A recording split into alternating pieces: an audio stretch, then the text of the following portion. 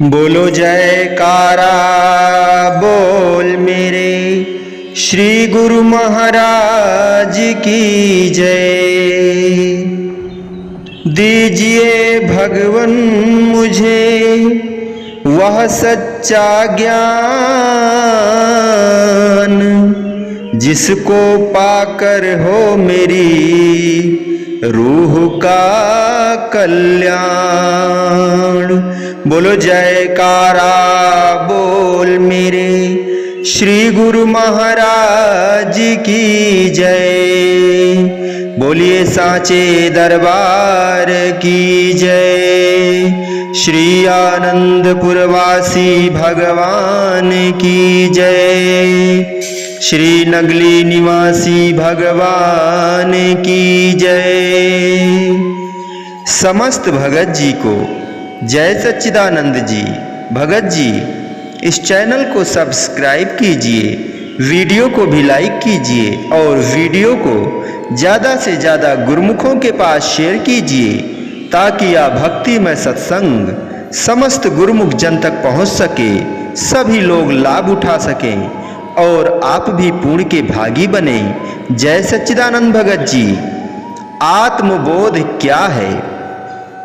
महाभारत का युद्ध आरंभ होने से पूर्व कुरुक्षेत्र के मैदान में भगवान श्री कृष्ण चंद्र जी महाराज जी ने अपने परम सखा अर्जुन को जो उपदेश दिया, वह गीता ज्ञान के रूप में विश्वविख्यात हुआ। वास्तव में यह ज्ञान अर्जुन को मात्र युद्ध के लिए उद्यत करने के लिए नहीं था, अपितु संसार रूपी कर्म क्षेत्र में आत्मबोध के लिए मनुष्य का मन माया और काल के साथ जो संघर्ष होता है, जिसके पथ प्रदर्शक समय के संत सद्गुरु सत्पुरुष हुआ करते हैं, जो इसे माया व काल से जूझने के लिए सूरवीरता का पाठ पढ़ाते हैं। यह गीता ज्ञान वही परम रहस्यमय ज्ञान है। ऐतिहासिक दृष्टिकोण से महाभारत युद्ध और गीता ज्ञान के आरंभ की कथा कुछ इस प्रकार है। कुरुवंश में दो सगे भाई थे, पांडु और धृतराष्ट्र। पांडु के 5 पुत्र युधिष्ठिर, भीम, अर्जुन, नकुल और सहदेव। पांडव तथा धृतराष्ट्र के 100 पुत्र कौरव कहलाए। कौरवों में दुर्योधन सबसे ज्येष्ठ था। पांडु की मृत्यु के पश्चात न्याय और धर्म की दृष्टि से पांडु ही कुरु राज्य के उत्तराधिकारी थे। धृतराष्ट्र जन्म से ही नेत्रहीन थे।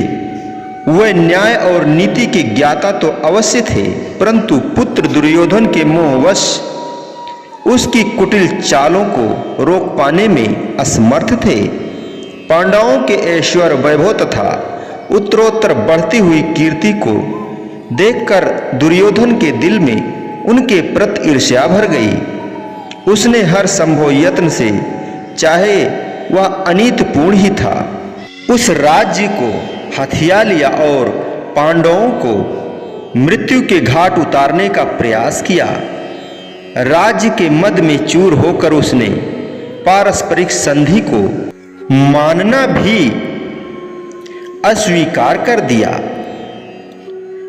पांडवों के 12 वर्ष वनवास तथा 13वें वर्ष अज्ञातवास के पश्चात धर्म नायक भगवान श्री कृष्ण चंद्र जी ने जब उनमें संधि कराने का प्रयास किया, तो दुर्योधन ने उसको भी ठुकरा दिया।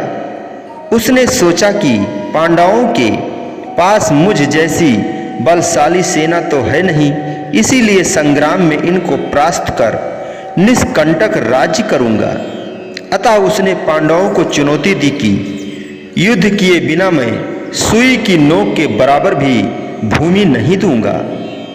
तब इस संग्राम को अति आवश्यक जानकर भगवान श्री कृष्ण चंद्र जी महाराज जी ने पांडवों को युद्ध करने के लिए उद्यत किया। महाभारत का युद्ध क्या है? तथा आध्यात्मिक दृष्टिकोण से इसका वास्तविक रहस्य क्या है और इसे धर्म युद्ध क्यों कहा गया है, इसके विषय में संत सत्पुरुषों ने इस प्रकार वर्णन किया है। जीव रूपी अर्जुन जब संसार रूपी कर्म क्षेत्र में मन और माया के अधीन होकर अपने वास्तविक स्वरूप और कर्तव्य कर्म को पूर्णतया भूल जाता है तो मन की आसुरी शक्तियां काम, क्रोध, लोभ, मोह, अहंकार, ईर्ष्या, राग, द्वेष और तृष्णा आदि इस पर अपना आधिपत्य जमा लेती हैं और आत्मा को जन्म जन्मांतर तक 84 लाख योनियों के चक्र में उलझाए रखने को उत्सुक रहती हैं। वास्तव में तो आत्मा नित्य सुख का भंडार है, परंतु मन माया के अधीन होकर मनुष्य यह नहीं जान पाता कि वह सुख के भंडार तक कैसे पहुंच सकता है और किस प्रकार सुख की प्राप्ति कर सकता है। समय के संत सत्पुरुष ही उसे उस नित्य सुख को प्राप्त करने, असत्य पर विजय पाने तथा मन की दासता से विमुक्त होने का मार्ग बतलाते हैं। इसमें मन और माया की आसुरी शक्तियों के साथ जीव यानी जो साधक है, साधक का संघर्ष होता है। वही आध्यात्मिक दृष्टि से धर्मयुद्ध या धर्मयुद्ध संग्राम है। गीता में अनेक प्रकार से इस ज्ञान का वर्णन किया गया है और भगवान श्री कृष्णचंद्र जी महाराज जी ने अर्जुन को वास्तव में इसी रहस्य का ही बोध कराया है। समर स्थल पर कौरवों और पांडवों की सेनाएं एक दूसरे के सम्मुख आकर खड़ी हुई। अर्जुन ने भगवान श्री कृष्णचंद्र जी से, जो कि युद्ध में उनके सारथी थे, प्रार्थना की कि रथ को दोनों सेनाओं के मध्य में ले चलिए ताकि मैं विपक्षी दल के योद्धाओं को भली प्रकार से देख सकूं कि मुझे किस किस से युद्ध करना है। अर्जुन के ऐसा कहने पर श्री भगवान ने रथ को दोनों सेनाओं के मध्य में जा खड़ा किया। अर्जुन की दृष्टि ज्यों ही सामने खड़े अपने संबंधियों माननीय भीष्म पितामह एवं पूजनीय गुरु द्रोणाचार्य जी पर पड़ी तो उन्हें देखते ही उनकी बुद्धि चकरा गई और मोह ने उसको अपने जाल में आड़े हाथों ले लिया। उसने सोचा, ओह, यदि मैं इन सब स्वजनों को मारकर राज सुख वैभव प्राप्त भी कर लूं तो कौन सा श्रेय अथवा कल्याण होगा। स्वजनों को मारकर मुझे सुख क्यों प्राप्त होगा। उसकी बुद्धि तर्क किया कि मामा, चाचा, पितामह आदि सभी संबंधी ही तो हैं। ऐसा सोचकर उसके अंग प्रत्यंग शिथिल हो गए तथा वह किंग कर्तव्य विमूढ़ होकर युद्ध न करने का विचार ठान बैठा। उसने शस्त्रों को त्याग घुटने टेक दिए। भगवान श्री कृष्णचंद्र जी ने उसकी ऐसी दयनीय दशा देखकर कथन किया, आंखों में आंसू भरे जब शोकाकुल अर्जुन हुआ, पथ प्रदर्शक बन के उसके कृष्ण जी ने यूं कहा, आके युद्ध भूमि में अर्जुन मोह में है क्यों फंसा, धर्म विचलित होके क्यों अपयश का बड़भागी बन रहा। नहीं उचित हरगिज ये अर्जुन कायरता तेरे लिए, छोड़कर दुर्बलता दिल की वीरता से काम ले ले। अर्जुन शोक से व्याकुल था तथा उसकी आंखें अश्रुपूर्ण थी। भगवान श्री कृष्णचंद्र जी महाराज जी ने कहा, ए अर्जुन, युद्ध के इस समय में तेरे मन में यह मोह अथवा अज्ञान कहाँ से आ गया, जिसका कि विवेकीशील पुरुषों ने कभी आचरण नहीं किया। यह तो अधोगति में पहुंचाने वाला और दुष्कीर्ति कारक है। तू भयभीत क्यों हो रहा है? क्या तुझे अपना क्षात्र धर्म भूल गया? यदि तू अपने धर्म से विचलित होगा अर्थात युद्ध नहीं करेगा तो तुझे अपमान सहन करना पड़ेगा।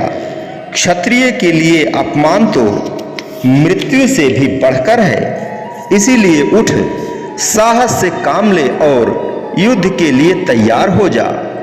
तब अर्जुन ने विनय की, प्रभु मोह ममता से हुआ है मेरी बुद्धि का हराश, कृपा करके ज्ञान का भर दीजिए इसमें प्रकाश। शरणागत हूँ आपका प्रभुवर, रक्षा कीजिए, अज्ञान तिमिर आवरण को दूर प्रभु कर दीजिए। भगवान इस समय मुझे अपना पराया, लाभ हानि आदि कुछ भी समझ नहीं आ रहा है। मेरी बुद्धि मोह ममता से आच्छन्न हो गई है। कृपया मुझे वह ज्ञान दीजिए जिसमें मेरा कल्याण निहित हो। मैं आपके शरणागत हूँ। अर्जुन ने शरणागति पथ को अपनाया तथा भगवान के श्री चरणों में सर्वस्व मन बुद्धि समर्पित कर विनय की, प्रभु मेरी बुद्धि पर मोह ने ऐसा आवरण डाल दिया है कि मैं युद्ध भूमि में खड़े शत्रुओं को मारने में अपने को असमर्थ पा रहा हूँ। फिर यह भी तो विदित नहीं कि युद्ध में वे विजयी होंगे या हम।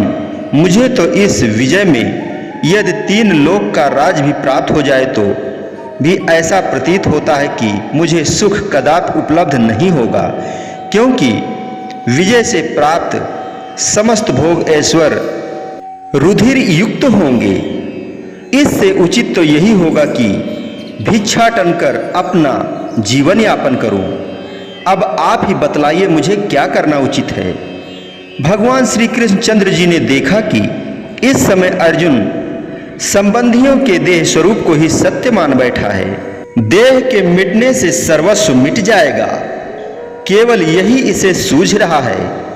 तब उन्होंने देह की अनित्यता तथा आत्मा की नित्यता के विषय में उपदेश देना आरंभ किया। उन्होंने फरमाया, कुमार युवा वृद्धावस्था रूप बदलते जिस तरह देह भी होती है परिवर्तित, अन्य देह में इस तरह भिन्न भिन्न शरीरों में जब आत्मा ही व्याप्त हो, धीर पुरुष मोहित न होते, अन्य देह जब प्राप्त हो। जिस प्रकार बालपन, यौवन तथा वृद्धावस्था ये अवस्थाएं देह में स्वयं ही परिवर्तित होती जाती हैं, इसी प्रकार जीवात्मा भी एक देह को त्याग कर दूसरी देह को धारण करती है। आत्मा जब भिन्न भिन्न शरीरों में जाती है तो धैर्यवान पुरुष मोहित नहीं होते। तात्पर्य यह है कि आत्मा नित्य है, अजर अमर अजन्मा है, किंतु इसकी नित्यता की सूझबूझ केवल उन्हीं को प्राप्त है जिन्होंने महापुरुषों की कृपा से आत्म तत्व की पहचान कर ली है। आत्म तत्व की पहचान होने पर ही उन्हें भिन्न भिन्न शरीरों में आत्मा के जाने पर दुख की अनुभूति नहीं होती। आगे भगवान पुनः कथन करते हैं कि अविनाशी नित्य रूप है आत्म, केवल देह है क्षणभंगुर। शोक तज कर उठ तू अर्जुन, युद्ध कर होकर निडर। भगवान कथन करते हैं कि आत्मा विनाशी है, अर्थात इसका विनाश नहीं होता, केवल शरीर ही क्षणभंगुर है। इसीलिए हे अर्जुन, तू निडर होकर युद्ध कर। तेरा यह कहना है कि मैं स्वजनों तथा माननीय पुरुषों का वध कैसे करूं?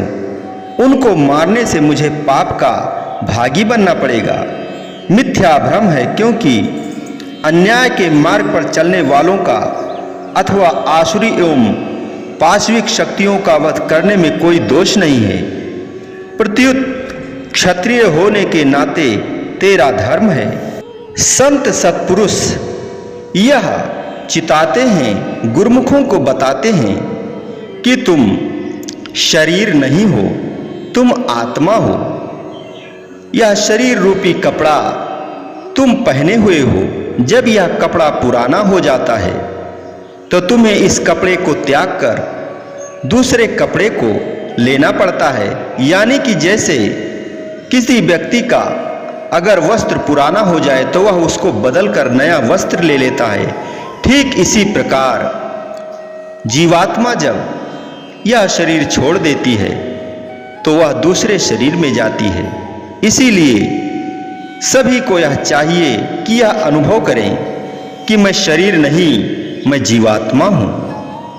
बोलो जयकारा बोल मेरे श्री गुरु महाराज की जय। बोलिए साचे दरबार की जय। श्री आनंदपुरवासी भगवान की जय।